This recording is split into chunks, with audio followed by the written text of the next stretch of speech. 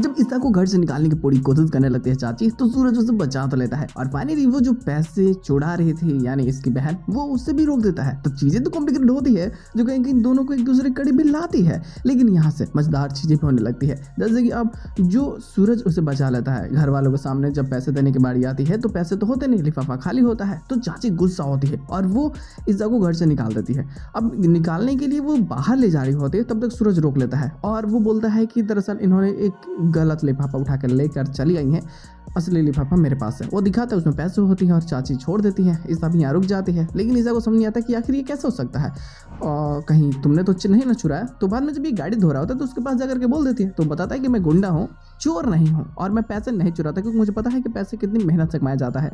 तो यहाँ वो बताता है कि आपके पैसे रखे हुए थे ऐसे डोर में खुला हुआ और बस किसी ने चुरा लिया।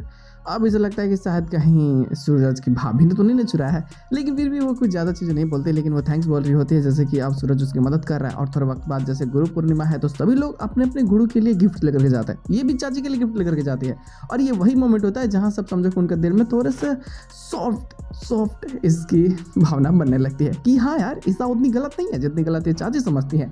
और फाइनली चाची उसे अपना मानने लगती है, कहीं ना कहीं थोड़ा सा प्यार होता है और कहते हैं कि भाई यहीं से अब नए लाजवाब चीज़ें भी देखने को मिल सकती है, जैसे कि सूरज और इसका एक दूसरे करीब आना और कहीं ना कहीं चाची का ऐसा सपोर्ट दिखाना। ये मज़ेदार है, जो स्टोरी को डाइवर्ट करेगा, जो बेहतरीन भी होगी, जो मज़ेदार है। लेकिन फिलहाल अब एक सबसे बड़ी दिक्कत होती है जो ईसा को सॉल्व करनी होती है। सूरज और उसके पिता के बीच की जो दुश्मनी है उसको ख़त्म करना है और इसके लिए ये जरूर प्लान बनाएगी और इन दोनों को एक दूसरे से जरूर मिलाएगी। ये मिसअंडरस्टैंडिंग ख़त्म करने का जिम्मेदारी अब ईसा की है।